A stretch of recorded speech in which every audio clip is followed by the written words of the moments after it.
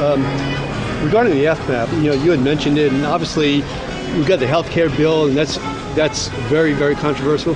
So what specific piece of legislation would you recommend tying the FMAP, or do you think that a standalone bill by itself can pass Congress? I mean, we've got to deal with this issue, so how do we deal with it? We think it stands on its merits. We think it should be a standalone bill. The reality is that the president, the vice president, his health secretary, every time we've talked to any federal official, members of Congress, everybody agrees this was an unintended consequence. The Secretary of HHS has come out and said this was an unintended consequence. It's a legitimate thing for the federal government to fix this.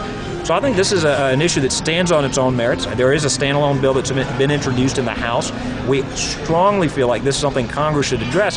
Bottom line is it makes no sense for the federal government to say as a result of these storms, they're going to actually cut federal health care spending. I think everybody, once they understand the situation, understands how absurd it is. So certainly we'll leave it to our delegation in terms of whether they choose to try to amend it to other bills, but I think it stands on its merits as a standalone bill. I think that it can pass as a standalone bill. I know